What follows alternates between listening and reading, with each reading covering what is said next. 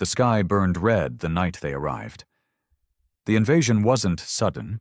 It was surgical, calculated, and devastatingly effective. Within hours, Earth's major cities had gone dark. Communications collapsed. Governments crumbled. The invaders called themselves the Vakar, an empire spanning thousands of star systems. To them, Earth was just another primitive rock, ripe for conquest. They didn't expect humanity to fight back the way it did. The first explosions hit New York, London, and Beijing almost simultaneously. The Vakar's ships didn't descend in a chaotic swarm like in the movies. No, they moved with cold precision. Their energy beams tore through military bases, power grids, and satellite stations, severing Earth's ability to respond.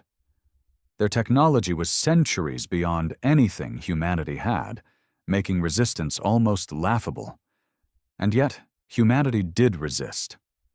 Ryan Carter had been a soldier once, before the world fell apart. He'd done his time in the deserts, jungles, and frozen hellscapes of Earth's endless wars, fighting battles that seemed to have no real purpose.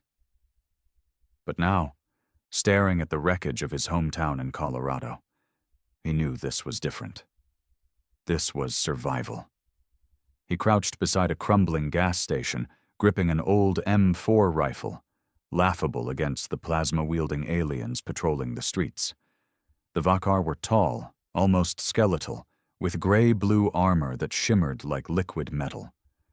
Their movements were eerily smooth, and their black, pupilless eyes showed no emotion. Ryan had seen them execute survivors without hesitation. His radio crackled. "Carter, you there?" The voice belonged to Sarah Wu, an ex-engineer from NASA who had somehow become their makeshift resistance leader. "I'm here," he whispered, keeping low as a patrol passed by. "We're gathering near the old airport. We have something big." Ryan exhaled. They had nothing big. Every battle so far had been a massacre. But what else could he do? Lay down and die? "I'm on my way," he said. The Denver International Airport had been reduced to a ghost town.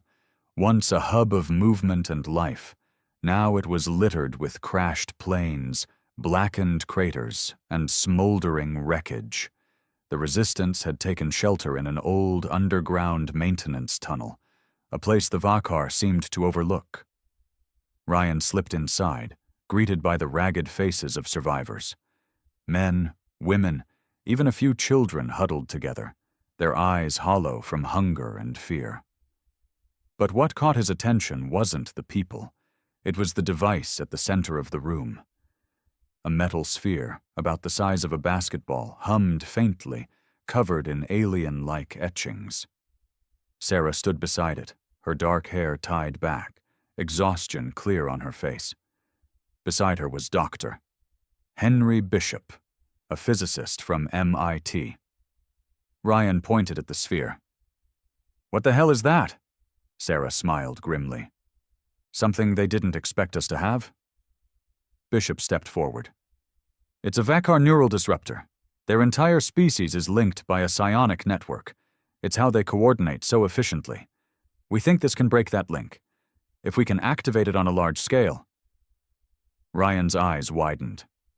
"We can turn them against each other?" "That's the idea," Sarah said. A distant boom shook the tunnel. Dust fell from the ceiling. "They're getting closer," someone muttered. Ryan looked at the device. "How long?" Bishop hesitated. "We still need a power source strong enough to amplify the signal. Without it, we're just flipping a light switch in a hurricane." Ryan cursed under his breath. They didn't have time.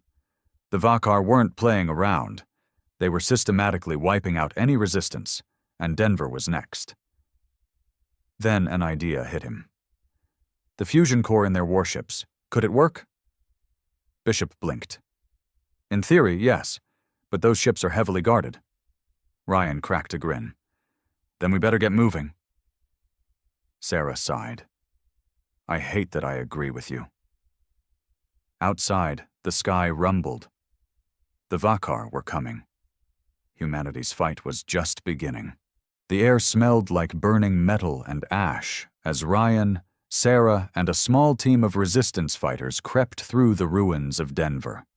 The Vakar warship loomed in the distance, a black monolith hovering above the crumbling cityscape. Its presence was both terrifying and mesmerizing, smooth, curved, and seamless, as if it had been grown rather than built. That was their target. The fusion core inside that ship could power the neural disruptor, humanity's only shot at turning the tide of the war. But getting to it was another story. Ryan adjusted the strap of his rifle, glancing at Sarah, who was double-checking her homemade EMP grenades. "You sure these will work?" he asked. Sarah smirked. "You're the soldier, I'm the engineer. You shoot, I make stuff go boom." Behind them, Jonas, a former demolitions expert from the Marine Corps, grunted. "We're gonna need a hell of a bigger boom to crack that ship open." Ryan nodded. "Then we improvise." They had no choice. The Vakar patrols moved with eerie synchronization, gliding through the streets like ghosts. They never spoke, never hesitated, just cold, calculating movements. Ryan signaled the group to halt as two Vakar enforcers stalked by, their elongated rifles humming with lethal energy. They weren't just soldiers, they were hunters. The team flattened against a collapsed bus, barely breathing.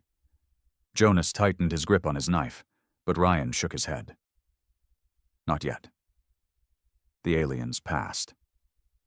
The moment they were out of sight, Ryan waved his team forward. Silent, quick, deadly. They reached the edge of the warship's landing zone, an open field of blackened concrete where an energy lift shimmered beneath the hovering behemoth. Dozens of Vakar worked below, operating strange machines and maintaining the ship's structure. Jonas whistled under his breath. "That's a lot of ugly bastards."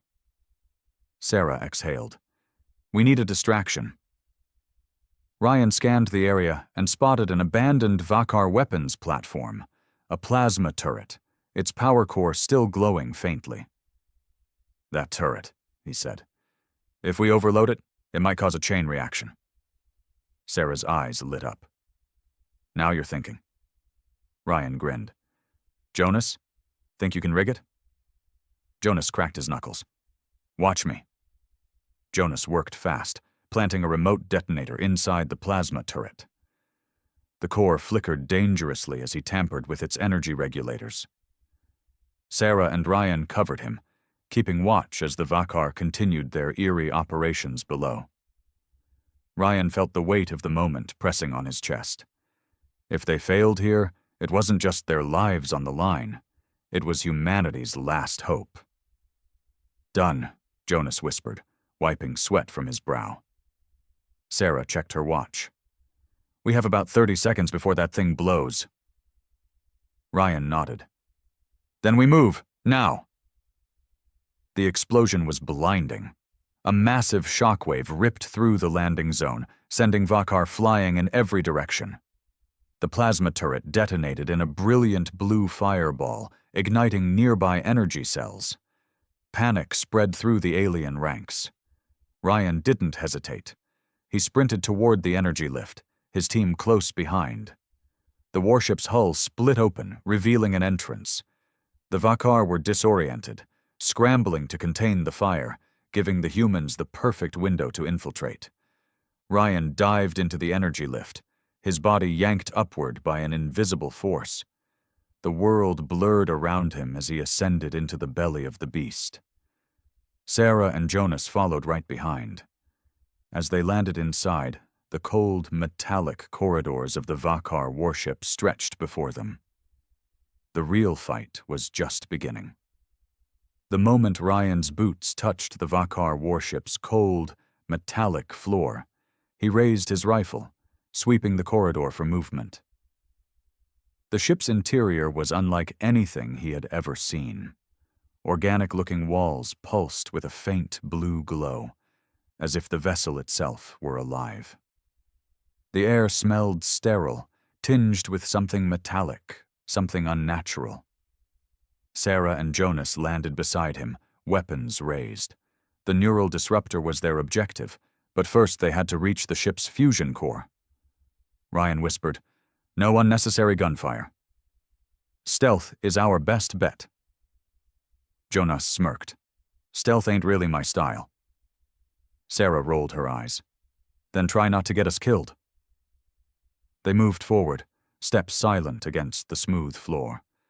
The Vakar hadn't realized they were inside yet. But that wouldn't last.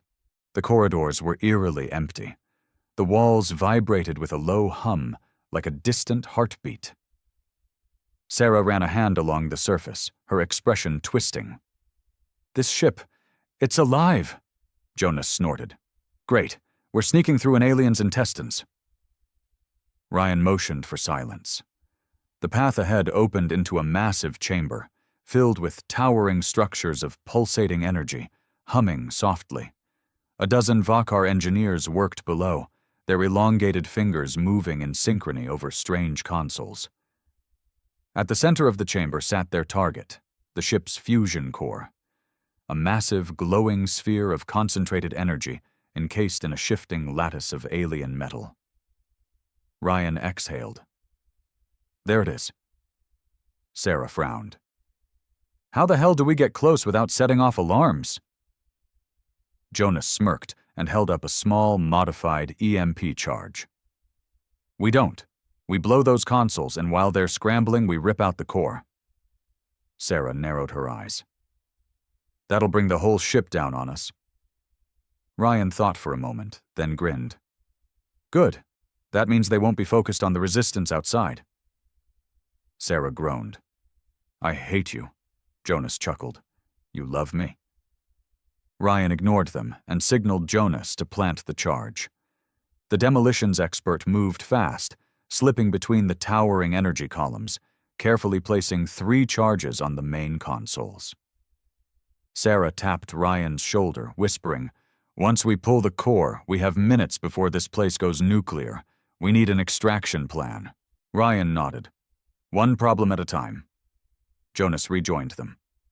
"Charges set. Ready when you are." Ryan exhaled. "Here goes nothing." "Do it." The explosion tore through the chamber, sending fire and shrapnel in all directions. The Vakar screamed, a high-pitched, unnatural sound as their consoles erupted in flames.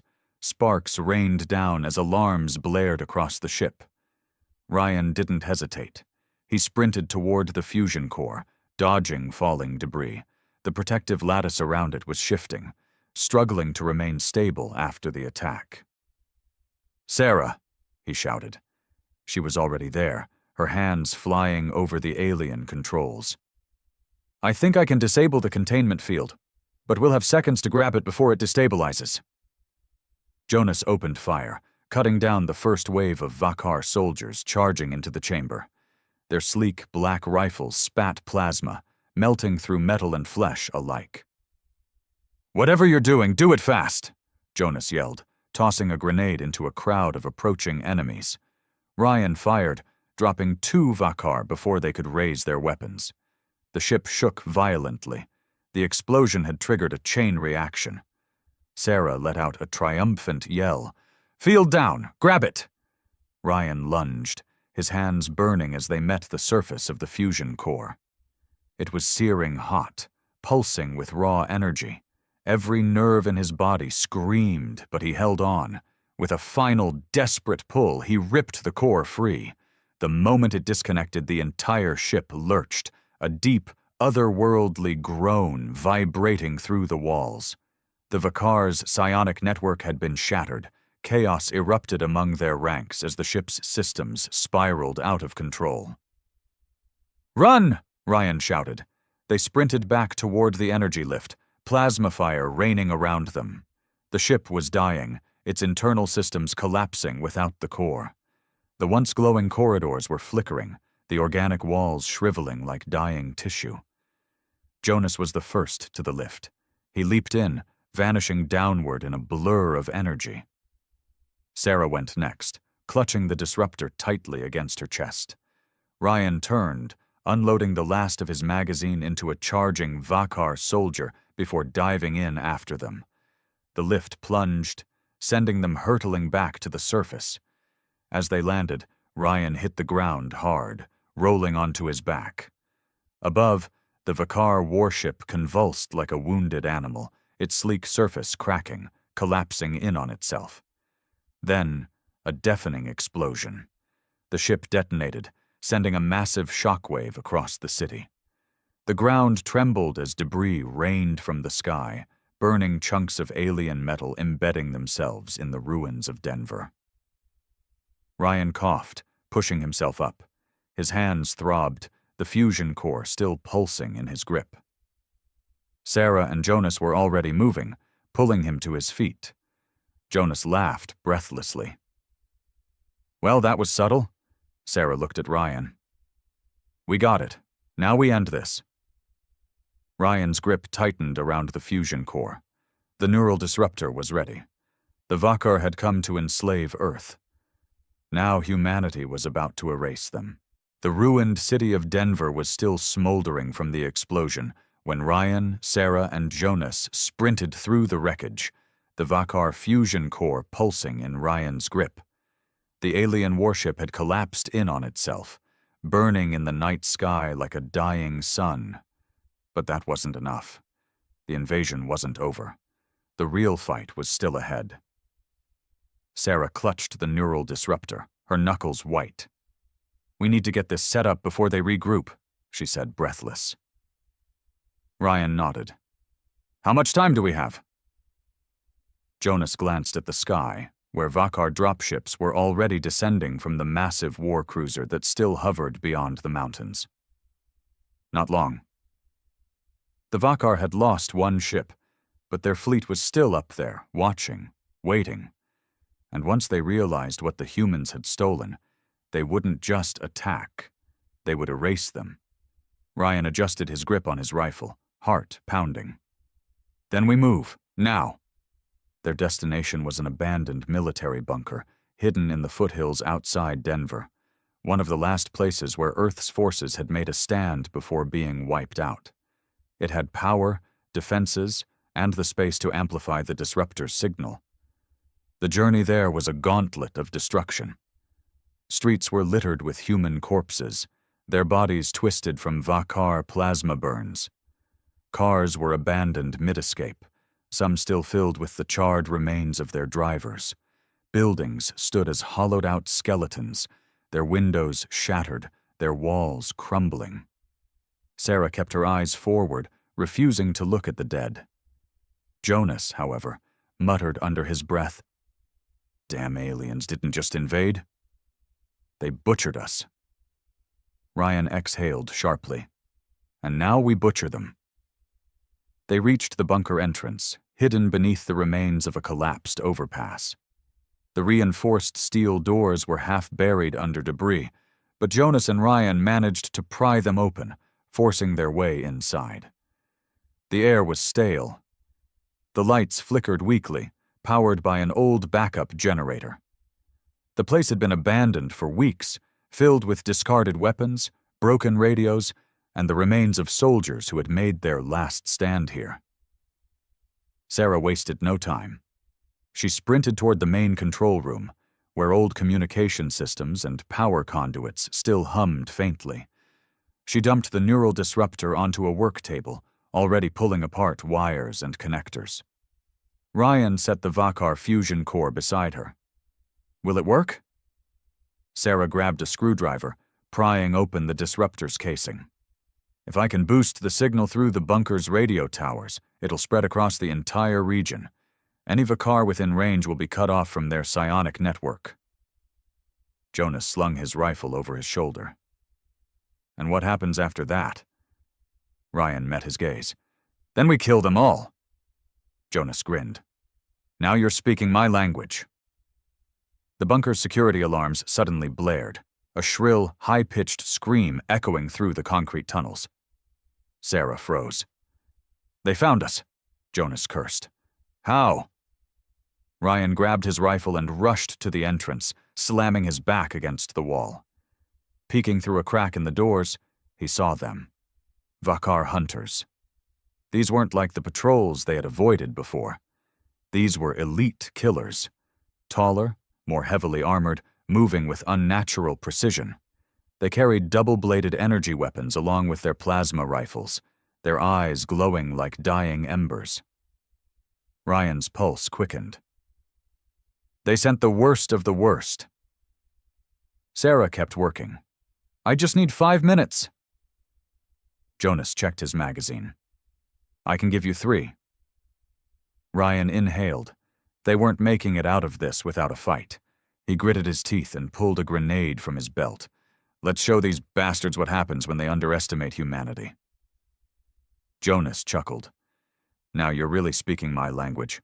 Ryan pulled the pin. Then the battle began. Ryan pulled the pin on the grenade and hurled it toward the bunker entrance. It bounced once, twice, then detonated, the explosion shaking the underground chamber. A shockwave of fire and shrapnel tore through the first wave of Vakar hunters, sending some of them flying backward. But they weren't so easily stopped. The remaining hunters rushed through the smoke, their bladed energy weapons humming with a sickening, electric whine. Unlike the standard Vakar soldiers, these elites didn't hesitate or stalk their prey. They charged. Ryan raised his rifle and fired. The first hunter jerked as the bullets slammed into its armor, but it didn't slow down. It was fast, too fast. In a blur, it lunged at him, swinging its double-bladed weapon straight for his head. Ryan ducked, barely avoiding instant decapitation. He rolled to the side and fired point-blank into its midsection. The bullets pierced its armor this time, thick, black-green blood spraying onto the bunker floor. The alien let out a horrid screech, but it still wasn't dead. Die already, you ugly son of a... A second hunter tackled Ryan, slamming him into the concrete wall so hard the air exploded from his lungs. His rifle clattered to the ground as the alien pressed an armored forearm against his throat, cutting off his breath. Ryan struggled, gasping, clawing at the creature's arm. The hunter's emotionless black eyes bore into him, its mouth twisting in what almost looked like a grin. Then, suddenly, its head snapped sideways. Jonas stood behind it, breathing hard, his combat knife buried to the hilt in the alien's neck. "Yeah, you didn't see me, did you?" Jonas growled, yanking the blade free. The Vakar collapsed, its body twitching as black blood oozed from the fatal wound. Ryan gasped for air, rubbing his throat. "Took you long enough." Jonas grinned. "Wanted you to feel useful." A plasma bolt sizzled through the air, and Jonas barely dodged in time. Another hunter stormed in, firing as it advanced. Jonas rolled behind cover, shouting, "Sarah, how's it coming?" From the control room, Sarah shouted back, "Almost there! Just hold them off!" Ryan grabbed his rifle and pivoted, unloading his entire clip into the approaching hunter. It absorbed the first few hits, but Jonas flanked it, putting a burst of rounds straight into the gap in its armor. The hunter collapsed. Ryan and Jonas both exhaled heavily. "How many more?" Jonas asked. Ryan peeked through the smoke-filled hallway. More footsteps. More glowing eyes in the darkness. He clenched his jaw. Too many. Inside the control room, Sarah's fingers flew across the ancient keyboard, overriding systems, rerouting power, forcing the neural disruptor to sync with the bunker's antenna array. The device hummed louder, glowing brighter. Sarah's heart pounded. If she didn't calibrate the frequency just right, it wouldn't affect the entire Vakar force. They'd still be able to coordinate, still be able to wipe humanity out. She slammed her fist on the desk. "Come on, come on!" Then, finally, the disruptor reached full power. The bunker's antenna fired the signal skyward, sending an invisible wave of psionic interference across the battlefield. Outside, the Vakar hunters suddenly froze. Their bodies twitched violently, their heads snapping back as if struck by an unseen force. Their movements became erratic, their once perfect synchronization collapsing into pure chaos. Ryan saw the nearest hunter stumble, clutching its head as if experiencing a sudden migraine. Jonas tilted his head. Did we just break them?" Ryan didn't hesitate. He raised his rifle. "Then let's finish them." The Vakar's greatest strength had always been their coordination, their psionic unity, their ability to act as one mind. But now, that mind was shattered. Hunters that had once fought with perfect efficiency were now stumbling, disoriented, turning on each other in confusion. Some even collapsed, their bodies shaking violently as if their very biology was failing them. Ryan and Jonas didn't give them a chance to recover. Gunfire erupted. Ryan dropped one hunter with a headshot, then pivoted and emptied his clip into another before it could react. Jonas moved like a ghost, dodging between crumbling pillars, cutting down confused Vakar with perfectly placed shots. One of the remaining hunters roared, swinging its energy blade wildly, but its own ally accidentally stepped into its path, the blade slicing through the second alien's torso. Jonas barked a laugh. "They're killing each other," Ryan reloaded, breathing hard. "And we're gonna make sure they keep doing it." Far above Earth, on the Vakar war cruiser, their supreme commander stood motionless, staring at the chaos unfolding below. His psionic link to the ground forces had been severed. He could feel his soldiers dying, turning on each other, failing. This was impossible. This was humiliating. The humans had been nothing but primitive animals, a species of war and blood and stubbornness. But they had done this. They had adapted. The commander's black eyes narrowed. If he could not control this world, then he would do the only logical thing. Destroy it. Ryan's radio crackled. A survivor's voice came through, panicked. "We're picking up energy spikes from the Vakar fleet. Oh my God, they're charging their planetary weapons!" Ryan's stomach dropped. Jonas's face darkened. "They're gonna glass the whole damn planet." Sarah rushed into the room, out of breath. "We shut down their soldiers, but if they bomb us from orbit, it won't matter." Ryan's grip tightened on his rifle. Number not like this. He looked at the smoldering battlefield, the remains of humanity's final stand. Then he looked at the Vakar fusion core still pulsing on the table. A suicidal idea hit him. He exhaled sharply, turned to Sarah and said, "Can we get this thing onto one of their ships?" Sarah's eyes widened. Jonas just grinned. "You're talking about taking the fight to them, aren't you?" Ryan nodded. "We're not just gonna stop them. We're gonna erase them."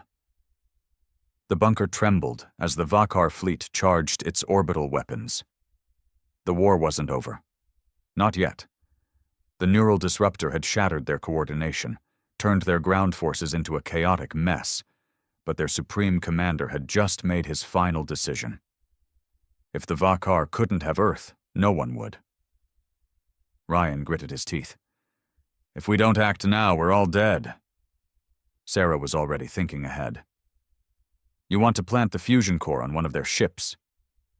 It wasn't a question. It was a confirmation. Jonas whistled, shaking his head. "That's not a mission. That's a damn suicide run." Ryan looked at him. "You backing out?" Jonas grinned. "Hell no." Sarah exhaled. "We don't have time to argue. If they fire, there won't be anything left." Ryan turned to her. "Can we get up there?" She hesitated, then nodded. "There's one way. They're dropships." Jonas blinked. "Wait, you want us to steal a Vakar dropship and fly straight into their damn fleet?" Ryan shrugged. "Worked so far." Jonas laughed. "You're insane. I love it." Sarah pulled up a battered tactical map of the city. "There's a Vakar landing zone 4 miles from here. If we can hijack a dropship, we can get inside their cruiser." Ryan grabbed his rifle. "Then let's move. They raced through the ruined streets, dodging firefights between confused Vakar troops. Some were still loyal, fighting to restore order. Others were completely lost, attacking anything that moved. Human survivors were taking full advantage of the chaos. Resistance fighters, scattered remnants of the world's armies, emerged from the rubble, gunning down their former oppressors. Ryan saw a Vakar officer screaming at its own soldiers, trying to rally them, before a group of humans tore it apart in a hail of bullets and knives. The tide was turning. But it wouldn't matter if the fleet fired. Ryan pushed forward, leading the team through the rubble of Denver. Explosions rocked the city as collapsing Vakar war machines crashed down, spewing fire and smoke into the sky. Ahead, the dropship landing zone came into view. 4 Vakar dropships sat in a makeshift staging area, their sleek black hulls pulsing with alien energy. Squads of Vakar soldiers were still guarding them, some clearly unaffected by the neural disruption. Jonas cursed. Figures some of them would still be holding it together. Ryan clenched his jaw. Then we break them. Ryan raised his rifle and took the first shot. A Vakar soldier staggered backward, green blood spraying as the bullet tore through its chest. The entire landing zone erupted into chaos. Jonas lobbed a grenade toward a cluster of enemies. The explosion ripped through the air, sending Vakar bodies flying. Sarah sprinted toward the closest dropship, dodging plasma fire. "Cover me!" Ryan and Jonas laid down, suppressing fire, gunning down the Vakar, still trying to coordinate their broken forces. The neural disruptor had turned their perfect formations into fractured, desperate skirmishes. One of the Vakar, a commander still holding its mind together, let out a piercing screech and pointed at Ryan. "Uh-oh," Jonas muttered. A Hunter-class Vakar burst from the smoke, blade drawn, moving at inhuman speed. Ryan barely raised his rifle before the creature tackled him, slamming him against a burning vehicle. His weapon clattered away. The hunter's blade swung down. Jonas intercepted, tackling the alien mid-strike. He drove his knife deep into its ribs, twisting violently. The hunter shrieked and lashed out, knocking Jonas backward. Ryan lunged for his sidearm, rolling onto his knees, and fired 3 rounds into the hunter's skull. The alien collapsed, its body twitching. Jonas groaned, getting up. "I hate those things." Ryan grabbed his rifle. "Come on, Sarah's already got the ship running." Sarah had managed to override the Vakar dropship's controls, forcing open the entry hatch. As Ryan and Jonas sprinted toward it, she called out, "Get in, now!" Ryan leaped into the cockpit, sliding into the co-pilot's seat. Jonas followed, slamming the hatch shut. Sarah's hands flew across the controls, trying to make sense of alien technology on the fly. The ship hummed to life, hovering slightly above the ground. Jonas glanced at her. "You sure you can fly this thing?" Sarah gave him a look. "I built satellites from scratch. This ? This is easy." The ship's thrusters roared, and suddenly, they were airborne. Outside, the remaining Vakar forces panicked, firing wildly at their stolen craft. Plasma bolts whizzed past, but Sarah punched the throttle and took them skyward. Ryan's stomach dropped as the city fell away beneath them, the fires of battle shrinking below. Above, the Vakar war cruiser loomed, a behemoth against the dark clouds. Jonas exhaled. "Well, we're really doing this." Ryan checked the fusion core, still pulsing with raw energy. "We take this straight to their command center," he said. "1 bomb, 1 ship, 1 chance to end this." Sarah's expression was grim. "No turning back now." Jonas just smirked. "Good. I hate turning back." Ahead, the Vakar war cruiser's massive hangar bay opened, revealing the full might of their remaining forces. Ryan tightened his grip on his rifle. Sarah's hands hovered over the controls. Jonas checked his ammo. Then, with a final breath, they plunged straight into the enemy's heart. The stolen Vakar dropship shot toward the warcruiser's hangar bay, weaving between burning debris and anti-air defenses. Plasma bolts screamed past, barely missing the ship as Sarah fought to keep control. The warcruiser was massive, a floating city of death, stretching for miles above Earth's ruined surface. Inside that ship sat their target, the command center. If they could deliver the fusion core straight into its heart, the entire fleet would come crashing down. Ryan checked his rifle, gripping it tightly. Once we're inside, we fight our way to the control deck, plant the core, and get the hell out. Jonas scoffed. And how exactly do we get the hell out? We're flying into a floating death trap. Ryan smirked. One problem at a time. Jonas rolled his eyes. You're an optimist. I hate optimists. Sarah pulled the dropship into a tight roll, dodging an incoming missile. Hang on! We're coming in hot! The hangar bay doors yawned open, revealing a swarm of Vakar soldiers waiting for them. Plasma turrets swiveled, locking onto the dropship. Ryan's stomach clenched. No turning back now. Sarah slammed the throttle forward.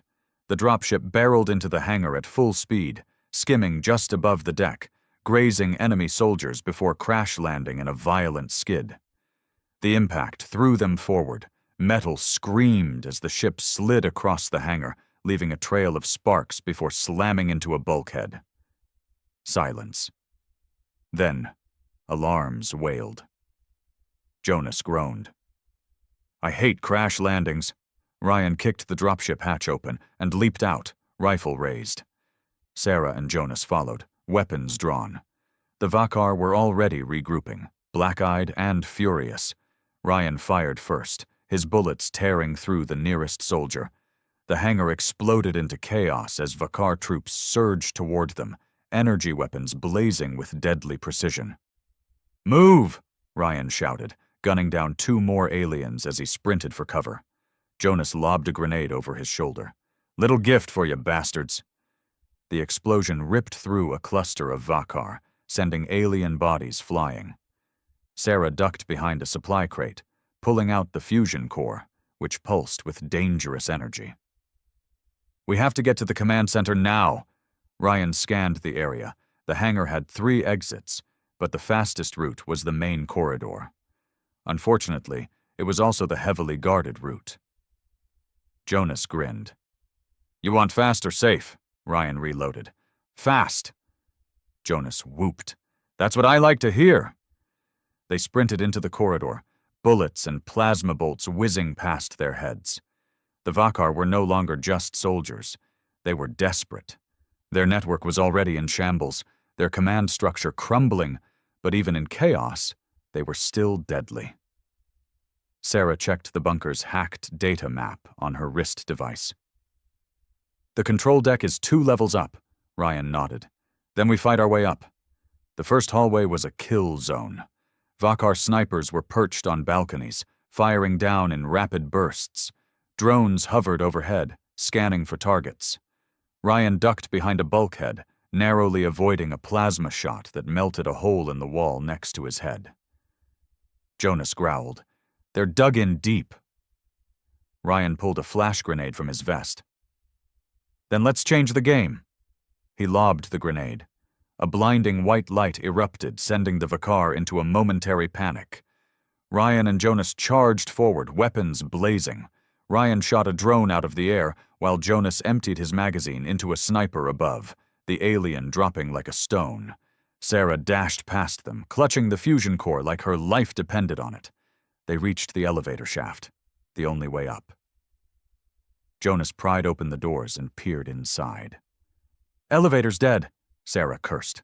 We have to climb? Ryan looked up. The shaft stretched into darkness, but at the very top, the command deck's emergency lights flickered. He slung his rifle over his back.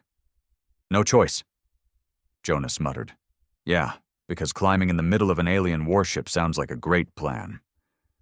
Ryan grinned. You first, then. Jonas rolled his eyes. I hate you. The climb was brutal. Ryan's arms burned as he hauled himself up the maintenance ladder, gripping each icy rung like his life depended on it.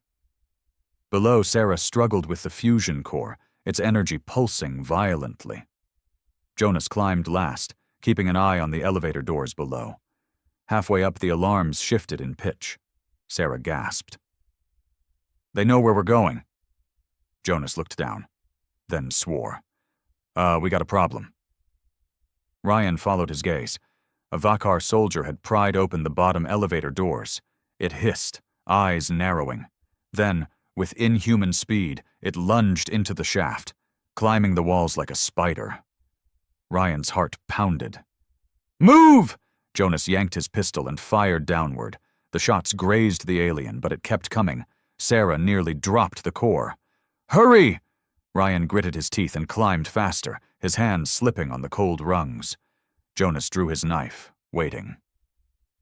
If this thing gets too close, I'm going to make it regret its life choices. The Vakar shrieked, climbing faster, faster. Ryan reached the top, grabbing the command deck's hatch. He forced it open, muscles screaming.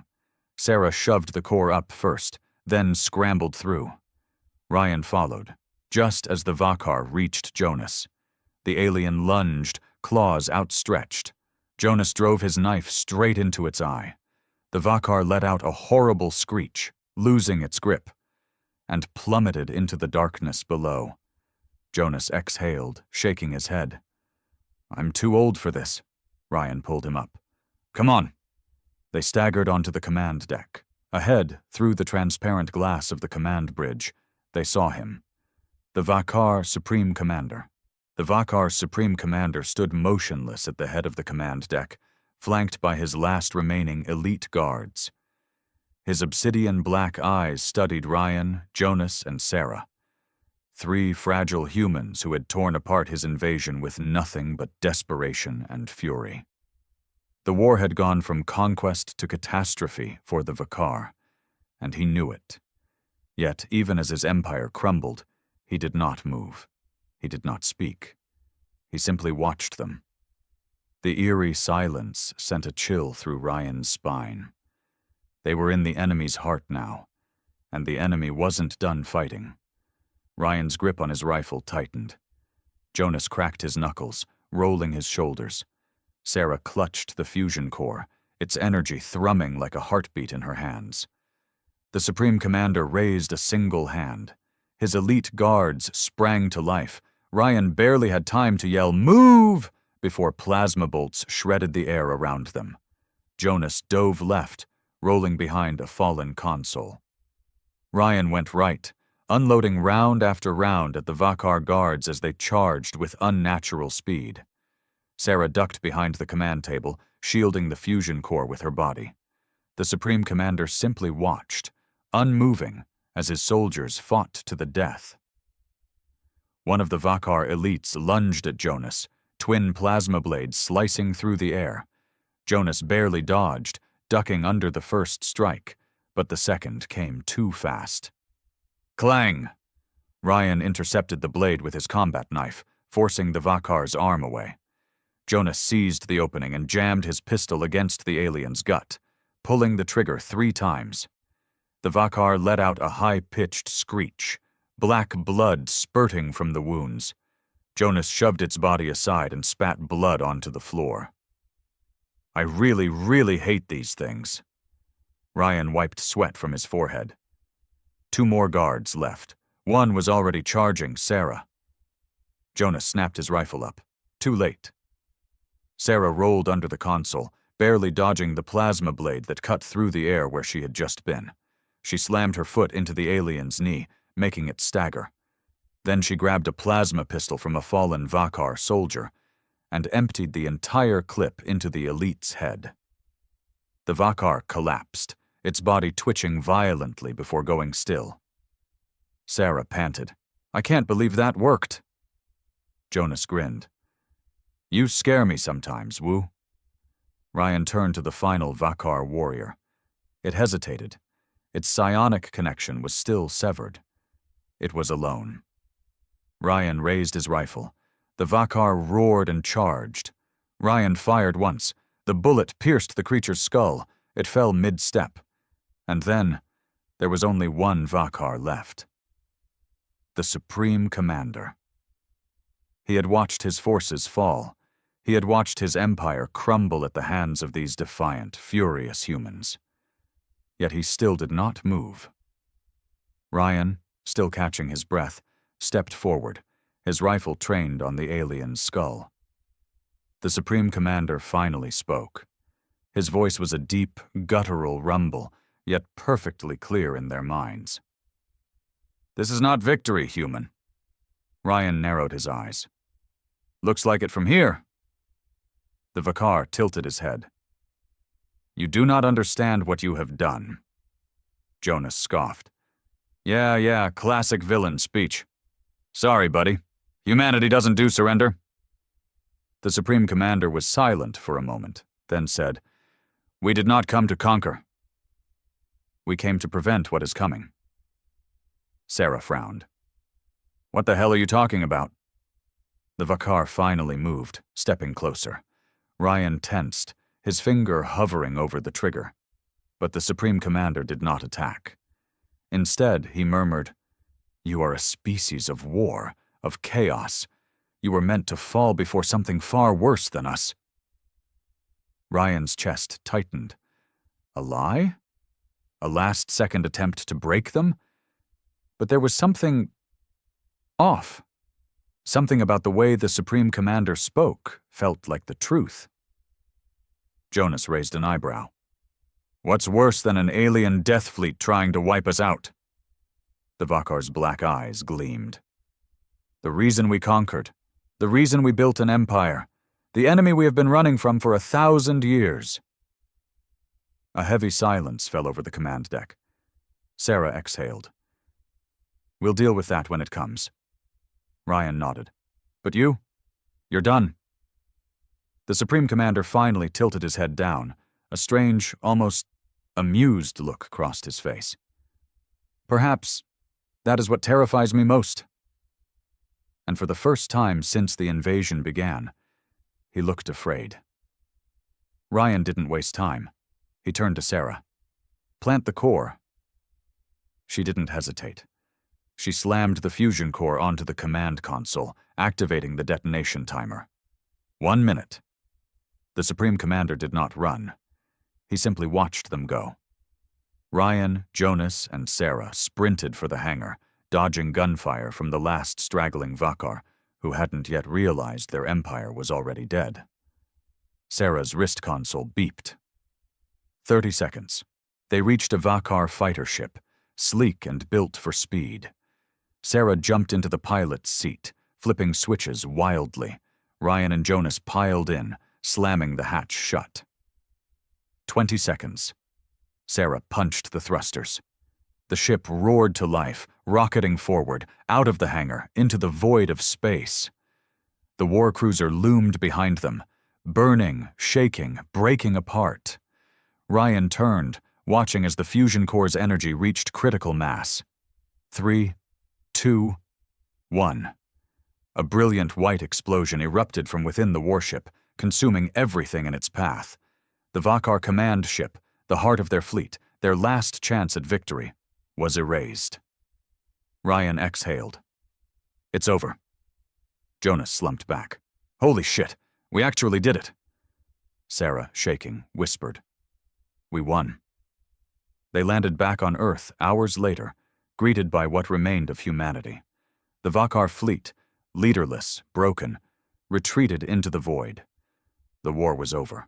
Humanity had survived. But Ryan couldn't shake the Supreme Commander's last words. Something worse was coming. And this time, the Vakar wouldn't be the enemy. Ryan tightened his fist. Whatever came next, humanity would be ready. Humanity would fight. Because Earth was never an easy target.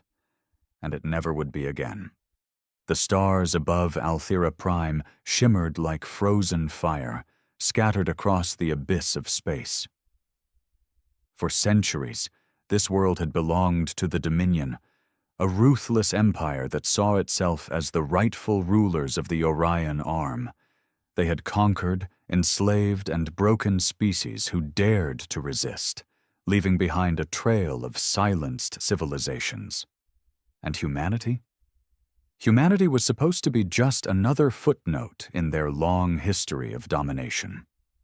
When Earth's colonies first made contact with the Dominion, the rulers of the vast alien empire had laughed at the audacity of these fragile creatures from Sol. They had allowed humanity to settle on a handful of fringe worlds, seeing no reason to consider them a threat. And when the Dominion demanded tribute, humanity had paid. When they took prisoners, humanity protested, but did nothing. When they slaughtered settlements on the frontier, humanity mourned. But they did not fight back. Not at first. Then came the massacre of Tiberius IV, a prosperous colony, home to 5 million humans, reduced to ashes in a single Dominion assault. Entire families burned alive in the streets, children torn from their homes and thrown into slave ships, entire cityscapes turned to nothing but charred ruins. The Dominion had expected fear. They had expected submission. Instead, they awakened something they never should have. Humanity had stayed silent for years. They had swallowed every insult, every act of cruelty, every moment of humiliation. But silence was not submission. It was patience. It was the quiet before the storm. And when the storm came, it was unlike anything the galaxy had ever seen. The Dominion's arrogance shattered the moment the warship of vengeance arrived in their space. It did not come with emissaries. It did not come with pleas or demands. It came like a specter of doom, its black hull reflecting no light, its weapons primed for destruction. A ship built in the shadows, forged from stolen Dominion schematics, enhanced with human ingenuity. It was not the largest warship ever seen, nor the most technologically advanced. But what made it different was who commanded it. Admiral Jonathan Kane, a man whose family had been among those slaughtered on Tiberius IV, a man who had sworn an oath not to peace, not to diplomacy, but to vengeance. From the moment his ship entered Dominion space, it made no secret of its intent. It tore through the first patrol it encountered like a blade through flesh. Dominion officers, long accustomed to watching lesser species grovel at their feet, found themselves screaming in terror as their ships were ripped apart by weapons of horrifying precision. And then, the message was broadcast across every Dominion channel. A simple sentence, spoken in a language they had never heard before but understood perfectly. You should have left us alone. The war had begun, and humanity would not be silent any longer. The Dominion scrambled to respond. Their fleets, which had ruled unchallenged for centuries, had never faced an enemy quite like this. Most rebellions were easily crushed. Most species, once beaten, remained broken. But humans were different. At first, the Dominion's high command dismissed the warship of vengeance as nothing more than a rogue element, an act of defiance that would be swiftly dealt with. But they underestimated the depth of humanity's rage. They thought Admiral Jonathan Kane was alone. They were wrong. When the Dominion sent a fleet to intercept the warship, they expected a one-sided battle. The Imperial Strike Force was composed of 20 warships, each battle-tested and equipped with the most advanced weaponry in their arsenal. Against them, one human warship. The Dominion commander, Admiral Rael Zorth, broadcast his terms to Kane before the battle began. Surrender now, human.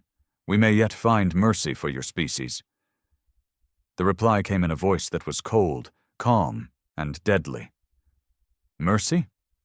Number, there will be none of that today. And then the trap was sprung. From the shadow of a nearby asteroid field, 5 more human warships emerged. Their hulls were black as the void itself, the product of stolen Dominion stealth technology. They had been waiting, watching, silent as death. The battle erupted in an instant. Human ships did not fight like the Dominion. They did not move in predictable formations or rely on brute force. They fought dirty. They used deception, ambushes, and ruthless tactics that the Dominion considered dishonorable. To humanity, honor meant nothing. Victory meant everything. The warship of Vengeance led the charge, cutting through Dominion shields with weapons engineered specifically to exploit their weaknesses. Dominion officers screamed as their ships were torn apart by pinpoint railgun fire, their hulls breached by missiles that detonated with terrifying precision. Admiral Rael Zorth barely had time to process the carnage before Kane's warship jumped directly behind him, a maneuver no Dominion captain would have dared attempt. Kane's voice crackled through the comms. "You never should have touched Tiberius 4. Then the Dominion flagship exploded. The battle was over in less than 20 minutes. 20 ships reduced to burning wreckage. And from that moment forward, the Dominion knew humanity was at war, and they were not going to stop. The news of the ambush sent shockwaves through the Dominion. For the first time in centuries, a Dominion fleet had been utterly annihilated, not by another great empire, not by some rogue faction, but by humans, a species they had mocked, a species they had dismissed as weak. Now, the Dominion's high command convened in a meeting of crisis. Inside the grand war chambers of their capital world, holograms of their highest-ranking officials flickered to life. Admirals, governors, intelligence officers, all gathered under the shadow of the imperial sovereign, the supreme ruler of the Dominion. His reptilian gaze burned with fury as he addressed his subordinates. "Explain to me," his voice was slow, measured, dangerous, how a species of primitive bipeds destroyed an entire fleet. A nervous silence followed. Then, Grand Admiral Vorthak stepped forward. "They have been preparing for this war longer than we realized, Your Eminence. Their tactics, their weapons, these are not the acts of an undisciplined rebellion. This is a military force, a purpose-built force designed to counter us." The sovereign's claws curled into the armrests of his throne. "You assured me they were weak." "They were." Vorthak hesitated, until we gave them a reason not to be. The sovereign's gaze darkened. Tiberius 4. The destruction of that colony had been a warning, a demonstration of Dominion power. But instead of crushing human resistance, it had forged something far more dangerous, a war machine fueled by vengeance. The Dominion had expected compliance. Instead, they had birthed an enemy that would not stop until blood had been paid for blood. The sovereign turned to his intelligence director. "Where is this warship now?" The officer bowed slightly. "It struck another target yesterday, a Dominion outpost on the edge of the Valshar sector. No survivors." The room tensed. Then another officer spoke. "Your Eminence, with respect, this is not just a rogue admiral. We intercepted communications between human colonies. They are not only at war, they are mobilizing." Silence fell over the war chamber. Then the sovereign spoke a single sentence. "Send the fleets." Kane stood on the bridge, watching as his fleet prepared for its next strike. What had once been a single warship had now become a growing armada. More human warships had emerged from hiding, vessels that had spent years in secret development. In the shadows, humanity had prepared for this war, gathering allies, stealing technology, and building the weapons they would need to destroy the Dominion. Now, the time for hiding was over. Commander Ava Sinclair stepped up beside him. "Dominion forces are moving, sir. They've declared total war." Kane's gaze never left the stars. He had known this moment would come. The Dominion would bring their full might against humanity, and that was exactly what he wanted. He turned to his crew. "We've spent years waiting for this fight. Now it's time to end them." The stars around them burned as the warship of vengeance made its next jump. The war had only just begun. The Dominion's fleets moved like a vast storm, warships blotting out the stars as they surged toward human-occupied space. Hundreds of capital ships, thousands of fighters, entire battle groups formed in tight formations, prepared to do what they had always done: crush defiance before it could spread. This time, however, they faced something different. Humanity had been preparing for war far longer than the Dominion had realized. They had studied the Dominion's weaknesses, reverse-engineered their technology, and built weapons designed specifically to shatter their empire. And at the center of it all was Admiral Jonathan Kane. The Dominion fleet emerged from hyperspace, their warships gliding into the orbit of Carthage 7, a human colony on the fringes of Dominion-controlled space. The planet below had little strategic value. Its main purpose was agriculture and resource gathering. But to the Dominion, that didn't matter. This was about sending a message. The fleet's admiral, Darvok Thren, stood on the bridge of his flagship, a massive dreadnought bristling with enough firepower to wipe out the colony in minutes. He turned to his weapons officer. "Begin planetary bombardment." The order had barely left his lips when the alarms screamed across the bridge. A new fleet had just arrived. Humanity's true response had come. Kane's warships tore into the Dominion fleet without warning. They did not form battle lines, did not engage in slow, methodical fleet combat like the Dominion was used to. No, they struck like predators, using speed, deception, and brute efficiency. The warship of vengeance led the charge, its weapons firing with terrifying precision. One Dominion cruiser was torn apart before its crew could even react. Another fell moments later, its engines ripped to pieces by a human railgun volley. For the first time in Dominion history, they were outmatched. Their shields were strong, but human weapons had been engineered to bypass them. Their formations were disciplined, but human tactics were unpredictable. And then came the worst part: the boarding parties. Alarms blared. Human soldiers had breached the ship, carving through corridors with terrifying speed. The Dominion, long used to overwhelming force and subjugation, was not prepared for this kind of brutality. These weren't just soldiers. They were Tiberius survivors. Men and women who had lost everything when the Dominion had wiped out their home. They did not fight for land, for honor, or for conquest. They fought for vengeance, and vengeance was merciless. Dominion officers screamed as human forces swept through the ship, cutting down anything in their path. The halls ran red with alien blood. The once proud Dominion warriors, who had terrorized the galaxy for generations, found themselves overwhelmed, outmatched, and hunted. The last thing Admiral Thren saw before the blade slid across his throat was the cold, merciless eyes of a human soldier who had lost his family on Tiberius 4.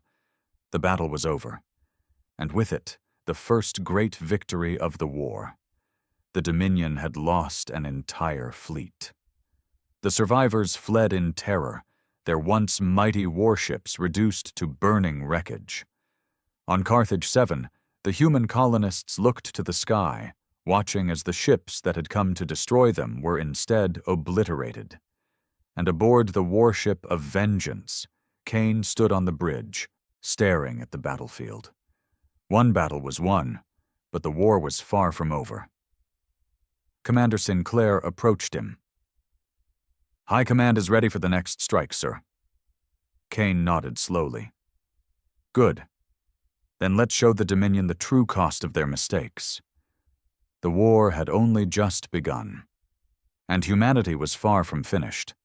The Dominion could no longer ignore the truth. Their fleets were being torn apart. Their once invincible armies were retreating. Their empire, which had ruled with an iron grip for centuries, was losing to humans, a species they had once dismissed as nothing more than another weak addition to their conquests. And now the war had reached its most critical moment. Humanity was coming for their home world. On the bridge of the warship of Vengeance, Admiral Kane stood before a holographic projection of Dominion Prime, the capital of the Empire. It was a world of towering citadels, impenetrable fortresses, and orbital defenses designed to withstand any invasion. No species had ever dared attack it. But Kane wasn't just planning to attack it. He was planning to burn it to the ground. His officers stood around him, grim-faced and silent as he outlined the strategy. "The Dominion believes they are untouchable," Kane said, his voice cold and steady. "We're going to prove them wrong." Ava Sinclair, his second-in-command, nodded. "Their homeworld defenses are strong, but they were designed to stop large-scale invasions, not a precision strike." And that was humanity's advantage. Instead of launching a massive fleet-to-fleet engagement, Kane's plan relied on speed and surgical precision. He had studied the Dominion's defenses for years. He knew their blind spots, their weaknesses, their vulnerabilities. The attack would come in 3 waves. A decoy fleet would launch a full frontal assault, drawing Dominion forces away from their capital. A stealth strike team, led by Kane himself, would slip past the defenses and land directly in the heart of the capital city. Once inside, they would detonate a weapon that would cripple Dominion Prime's infrastructure, sending the Empire into chaos. This wasn't just an attack. It was the death knell of the Dominion. And it was about to begin. The first wave of human ships arrived in a blaze of fire, emerging from hyperspace like avenging wraiths. Dominion fleets scrambled to respond, launching countermeasures, firing batteries of plasma and energy cannons. The sky above their homeworld turned into a battlefield of fire and debris, just as planned.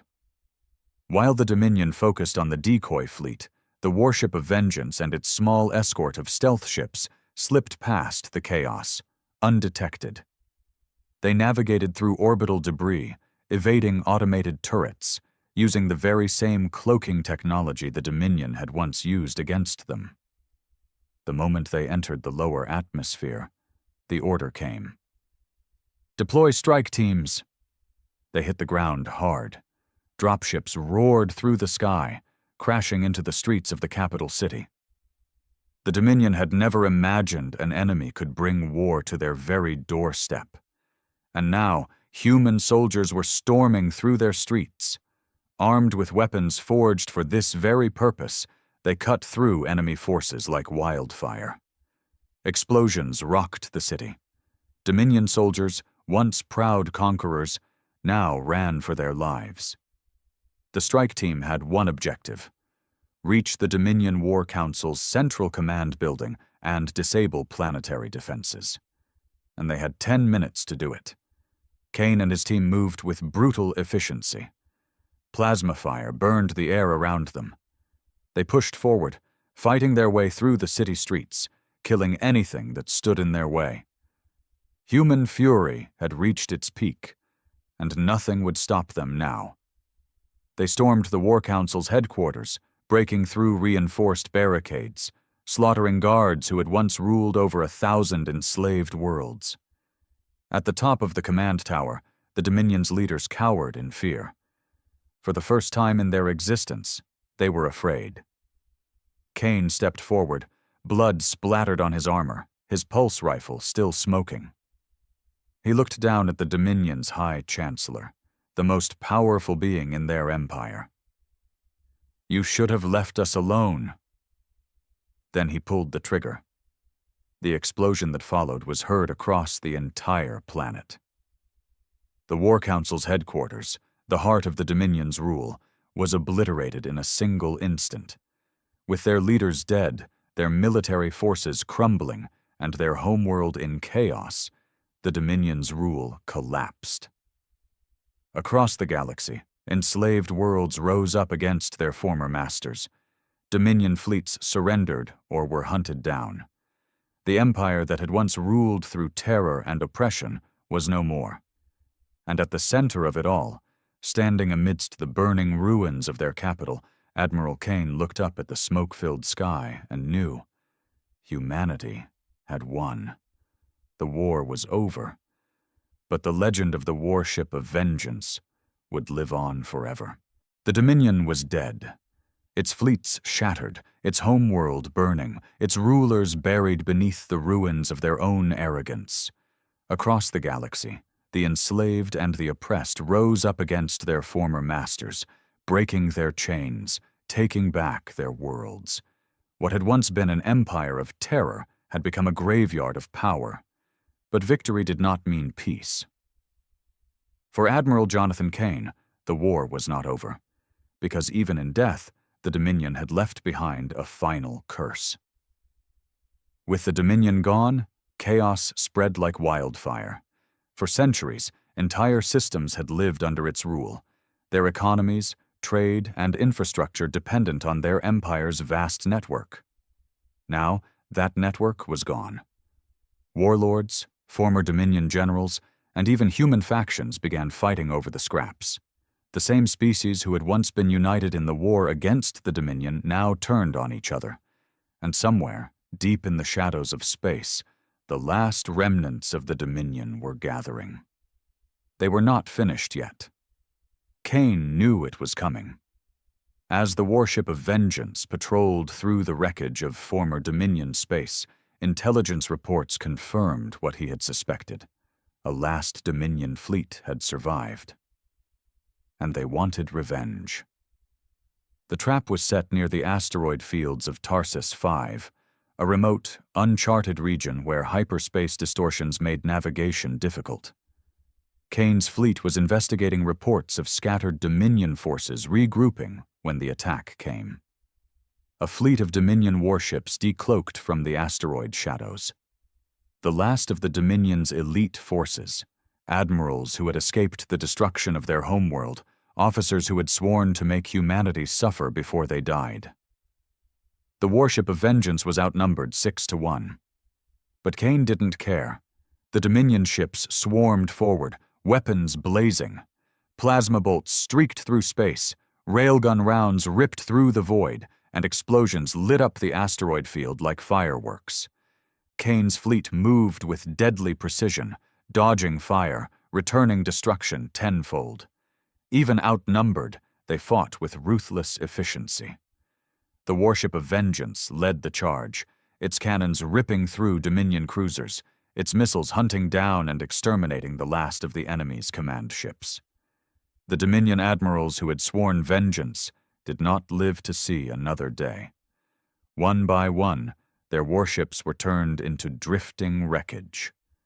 The final Dominion commander, bleeding and broken, broadcast a message to Kane as his ship burned around him. "You think this is victory, human?" he spat. "You think this is the end?" Kane leaned forward, his voice cold as death. "Number, this is justice." The final Dominion flagship exploded in a blinding burst of light. And just like that, the war was truly over. The galaxy would never be the same. With the Dominion's shadow lifted, new powers began to rise. Some worlds wanted peace, others wanted war. And humanity? Humanity had proven itself. They had been underestimated, dismissed, mocked. But now the galaxy knew the truth. Humans were not to be ignored. And if anyone ever threatened them again, they would burn like the Dominion did. Admiral Kane looked at the stars, knowing the war had changed everything. But one thing would never change. Humanity would never be silent again. The war was over. The Dominion, once the supreme power of the Orion Arm, was nothing but ashes and wreckage.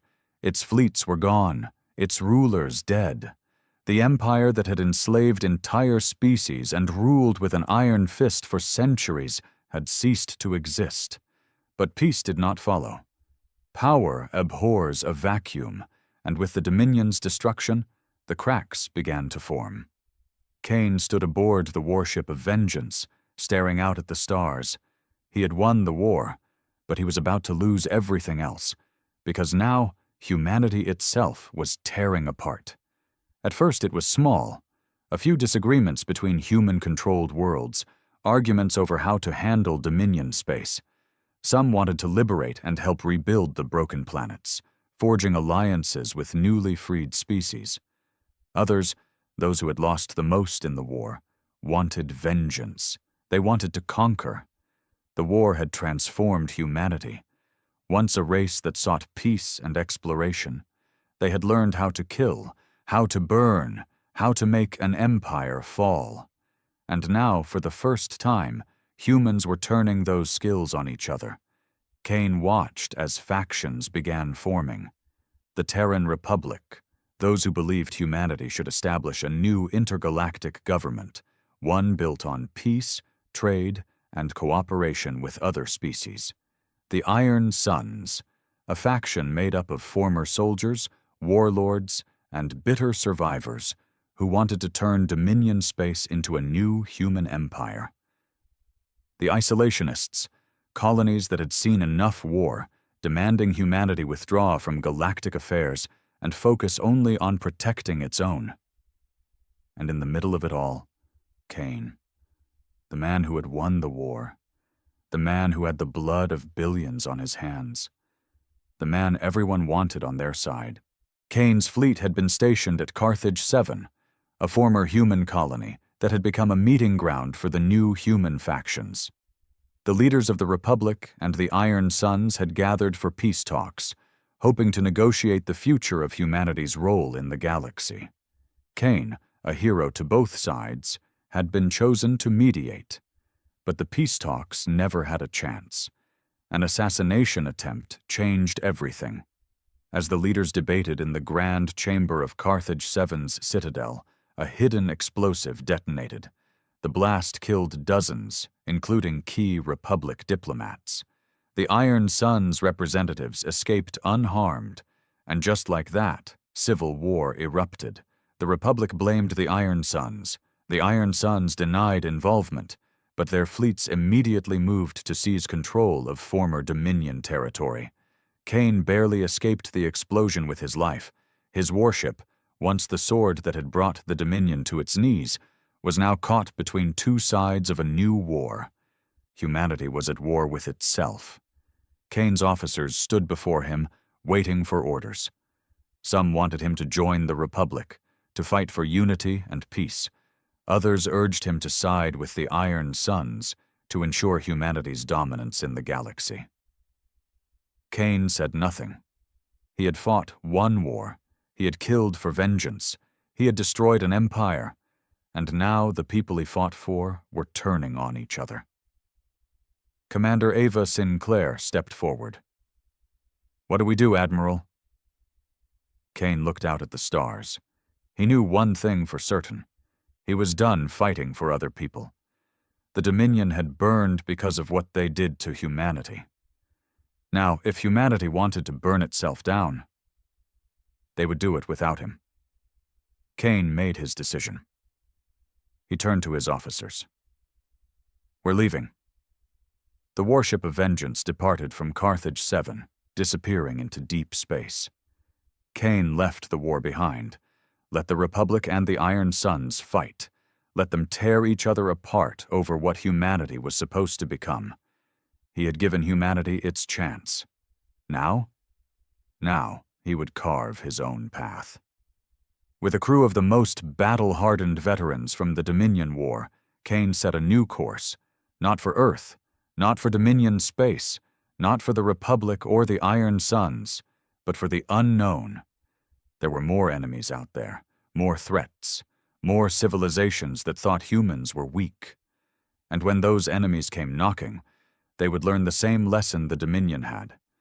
Humanity never stayed silent. The galaxy had changed forever. The Dominion was gone, wiped from existence. Humanity had proven itself on the battlefield, but instead of uniting in victory, they had turned on each other. The Republic and the Iron Suns waged war for control, while countless other factions rose and fell in the chaos. And somewhere beyond the reach of their petty conflicts, Admiral Jonathan Kane disappeared into the void. For years, no one heard from him. No distress signals, no sightings, no transmissions. It was as if he had vanished. But the galaxy would soon learn. He was never truly gone. While humanity tore itself apart, something far worse was awakening. At the edge of known space, in the unexplored Nix expanse, Kane and his crew discovered something terrifying. A fleet of alien warships, unlike anything the galaxy had ever seen. Their hulls were black as the void, their weapons far beyond Dominion or human technology. They moved without sound, without warning. Their attacks left no survivors. They were the architects, a race so ancient, so powerful, that even the Dominion had feared them. They had not been seen in millennia. The galaxy believed they were myths, legends of an enemy so devastating that entire civilizations had simply vanished when they came. And now, they were returning. Kane watched from the bridge of the warship of Vengeance as his scouts transmitted the last moments of a dying world, one of the former Dominion colonies, completely erased in minutes. Not conquered, not enslaved, erased. The architects weren't here to rule. They weren't here to negotiate. They were here to cleanse. Kane had spent his entire life fighting wars. He had destroyed an empire, crushed his enemies, and brought entire fleets to their knees. But what he saw now? This was different. This wasn't a war. This was extermination. Kane knew he had a choice. He could disappear into the void, live out the rest of his days far away from another war. Or he could warn the galaxy, even if they wouldn't believe him, even if humanity had abandoned him, even if the Republic and the Iron Suns still fought their war. Because if the architects arrived and the galaxy was still divided, then everything, humanity, the Republic, the Iron Suns, every species that had once lived under the Dominion's rule, would burn together. Kane turned to his crew. "We go back." They exchanged uncertain glances. One of his officers spoke. "Sir, after what we did, the Republic sees us as traitors. The Iron Suns think we abandoned them. The entire galaxy thinks we're dead." Kane's eyes hardened. "Then we'll make them listen." The warship of Vengeance turned away from the darkness of the Nix expanse, its engines roaring to life. It had been built for war, and war was coming. Not for power, not for vengeance, but for survival. Weeks later, across every faction, across every world, a single transmission interrupted every broadcast. It was Kane. His face appeared across Dominion ruins, human colonies, Republic command centers, Iron Suns warships. His voice, once thought lost, echoed across the stars. "You thought the war was over. You thought the enemy was defeated." His eyes were sharp, his voice like steel. "You were wrong." Behind him, a hologram of the architect fleet loomed, a nightmare of blackened warships, unlike anything seen before. "If we do not unite, if we do not fight together, then everything we have built, everything we have bled for, will be nothing." He paused, letting the silence hang. "You may hate me, you may want me dead, but you don't have a choice." He leaned forward. "Because the real war is just beginning." And then, the warship of Vengeance disappeared from the broadcast. But the galaxy had heard the warning, and for the first time since the fall of the Dominion, the fractured factions of humanity looked to the stars and prepared for war. The Dominion is dead. Humanity has fallen into civil war, but an even greater enemy is returning from the darkness, and only one man saw it coming. Will humanity listen? Or will they fall before the architects arrive? That is a story for another time. The warship of Vengeance still flies. And when the architects come, They will learn what happens when you push humanity too far.